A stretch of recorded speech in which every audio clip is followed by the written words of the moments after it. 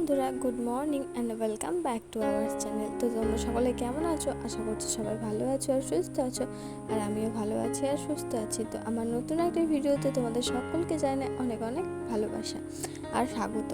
তো চলো, এই যে এখন থেকে আমি আমার ভিডিওটা শুরু করছি। এখন ঘড়ির কাঁটায় বাজে ঠিক 10টা। তাও এই যে দেখতে পাচ্ছ, আজকে হচ্ছে উল্টো রথ, মানে আজকে থেকে আমি আমার ভিডিও শুরু করছি আবার নতুন করে। আজকের পর থেকে চেষ্টা করব প্রত্যেক দিন, না হলে একদিন পর পর ভিডিও দেওয়ার আর কি। তো আমার ভিডিও প্রায় 2 থেকে আড়াই মাস মতো মনে হয় বন্ধ আছে, চ্যানেলে কোনো ভিডিও আপলোড হয়নি। অনেকটাই মানে রিচ ডাউন হয়ে গেছে ভিডিওর, জানি না কেমন ভিউজ আসবে না আসবে। তারপরেও আমি আজকের এই ভিডিওটা বানাচ্ছি, আর আজকের দিন থেকে আমি শুরু করব আমার ডেলি লাইফস্টাইলের ভিডিও করা শুরু আর কি। আজকে হচ্ছে রথযাত্রা, উল্টো রথ আর কি। তো আজকে যদি যাই দেখতে, তাহলে সেটা সবটাই তোমরা এই ভিডিওর মধ্যেই দেখতে পারবে।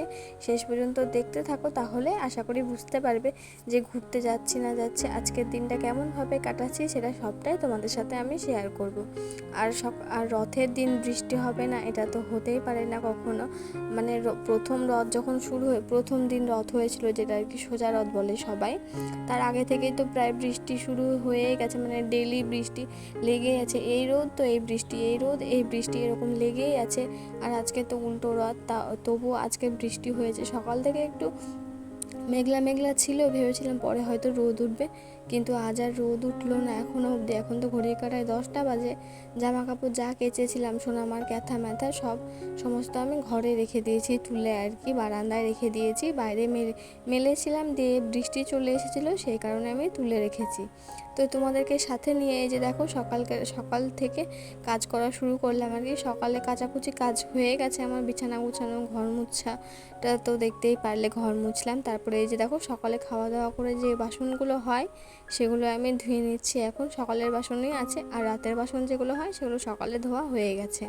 তো এই যে দেখো, আমি বাসনগুলো এখন ধুয়ে নিচ্ছি, আর সোনামাকে নিয়ে ওর ঠাম্মা বসে আছে। আমি এই সমস্ত কাজগুলো করে সোনামার কাছে যাব, তারপরে ওর ঠাম্মা স্নান টান করে পুজো দিয়ে স্কুলে যাবে। স্কুলে রান্না করে তো সেই জন্য আর কি। তো আজকের আমার এই ভিডিওটা কেমন লাগছে অবশ্যই কিন্তু কমেন্ট করে জানাবে। জানি না কতজন দেখবে আজকের এই ভিডিওটা। যদি তোমাদের ভালো লাগে তো প্লিজ একটা লাইক কমেন্ট করো, আর সাবস্ক্রাইব করে আমার চ্যানেলটির পাশে থেকো।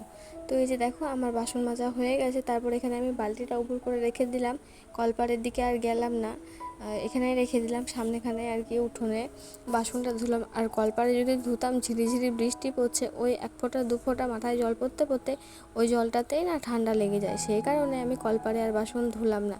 আর এই সময় মানে এই বর্ষার দিনে যাদের বাইরে বাথরুম কলপাড় আছে, তারাই বুঝবে মানে বাথরুম যেতে কি কষ্ট, আবার মানে বাসন মাজা, যত কাজ তো বেশিরভাগ করে চলে এসেছি। তারপরে যে দেখো, সোনামা এখন দুধু খাবে। এখানে তাকাও, কি খাবা? কি খাবা? কার দুধু খাবা? কার দুধু? মায়ে গোমাতা দুধু খাবে একটু।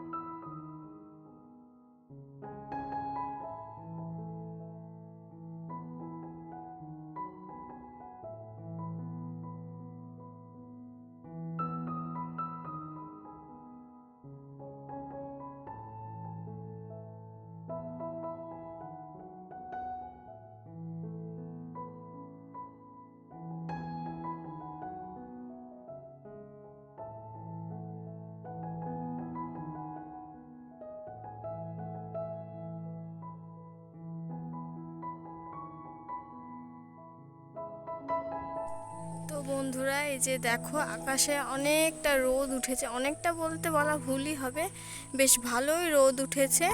সেই কারণে এই যে দেখো, আমি সমস্ত ভেজা জামা কাপড়গুলো এখানে টানা রোদে মেলে দিলাম, যতটা শোকায় আর কি। সেই জন্য মেলে দিলাম। জানি না শুকাবে কিনা, আবার বৃষ্টি আসবে কিনা। বর্ষার মেঘকে বিশ্বাসও করা যায় না, এই রোদ এই বৃষ্টি। আর এই যে দেখো আমাদের রাস্তার কি অবস্থা। তোমাদের দাদাভাই এদিক দিয়ে যায় টোটো নিয়ে, তো সেই জন্য রাস্তাটা আরও বেশি খারাপ হয়ে গেছে, গ্যাস ফেলতে হবে রাস্তায়। আর এই যে দেখো এতটা কাদা ডিঙিয়ে মেলতে এসেছি আমি। আর রাস্তার যা অবস্থা হয়ে রয়েছে, হঠাৎ যদি বৃষ্টি চলে আসে ঝেপে, আমি আর পারবো না দৌড়ে তুলতে যেতে, কারণ পিছলে পড়েও যেতে পারি। যে কারণে আর শাড়িটা এই যে দেখো এখানে মেলে দিয়েছি। আর এখানে পাতলা দুটো চাদর ছেঁড়া সোনামার রাতে হিসি করেছিল, সেগুলো এখানে মেলেছি। আর ভারী কাঁথাগুলো আমি বাইরে মেলে দিয়ে এসেছি, ওইদিকে রোদে আর কি, টানা রোদে, না হলে শুকাবে না। আর আমি গেছিলাম কাদায়, তাই আমার পায়ে কাদা লেগে গেছে, তাই আমি এখন কলপারে এসেছি পাটা ধুয়ে নেব।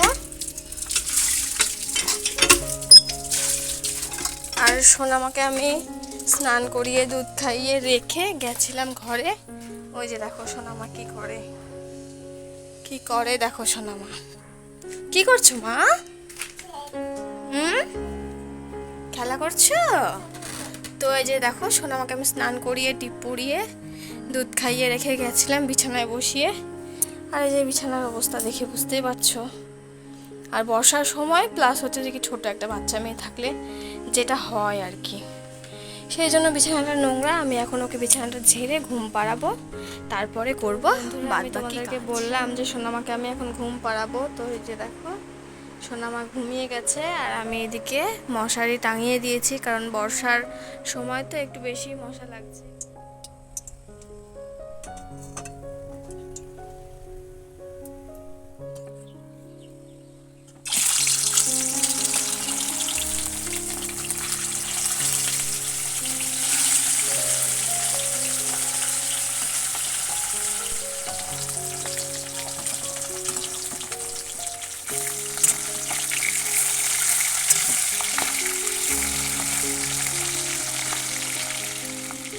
এই যে এদিকে দেখো আমার যে যতটা মাছ ছিল সবটাই ভাজা হয়ে গেছে, এখন আমি ঢাকা দিয়ে রেখে দিলাম। আর এই যে দেখো ভাত বসিয়ে দিয়ে আমি মাছটা ভাজা করছিলাম, ভাতটাও আমার হয়ে গেছে আর মাছটাও ভাজা হয়ে গেছে। তারপরে দুপুরের সমস্ত দুপুরের যা কাজ আর কি, খাওয়া দাওয়া কাজ, বাসন মাজা, ঝাড় দেওয়া, সমস্ত কাজ হয়ে গেছে।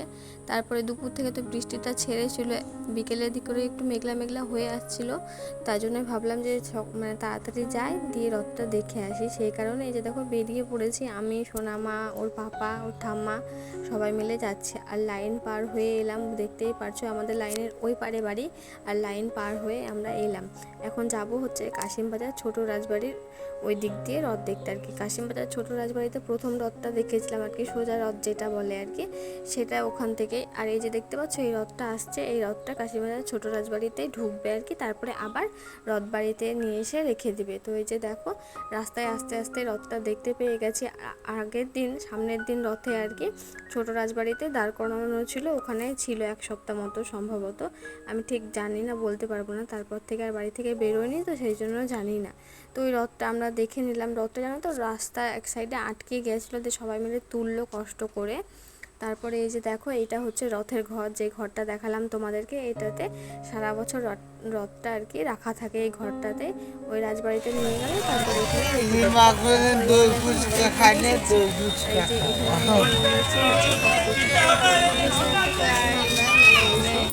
খাই না বলতে কি, বেশি বেশি নিলে খেতে পারবো না, নষ্ট হবে, সেই জন্য 1 প্লেট করে নিয়েছি আর কি। 1 প্লেট পাপড়ি চাট আর 1 প্লেট ফুচকা নিয়েছি, এটাতেই খাওয়া দাওয়া করলাম আর কি।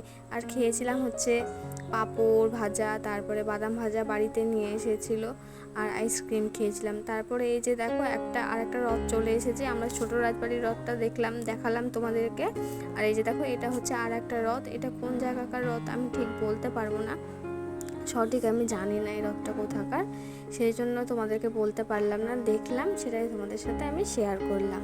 তারপরে এই যে দেখো রথ দেখে এসে সোনামার একটু ঘুম পাচ্ছিল, ঘড়িতে প্রায় ওই 8টা মতন বাজে, এরকম টাইমে আমরা বাড়ি এসেছি। তারপরে হাত মুখ ধুলাম, ড্রেস চেঞ্জ করলাম, ওকে ড্রেস চেঞ্জ করালাম সোনামাকে, তারপরে ওকে হাত মুখ ধুইয়ে দিলাম, তারপরে ওর খাবার করলাম। এই যে দেখো দুধ দিয়ে সুজি বানিয়েছি, আমি ওকে প্রত্যেক দিন এটাই খাওয়াই রাত্রেবেলায়, দুধ দিয়ে সুজি, আর নিয়ে নিয়েছি গ্লাসের জল। আর খাবারটা এখন গরম আছে, সেই জন্য বাটিতে রেখে আমি এখন ঠান্ডা করে নিচ্ছি।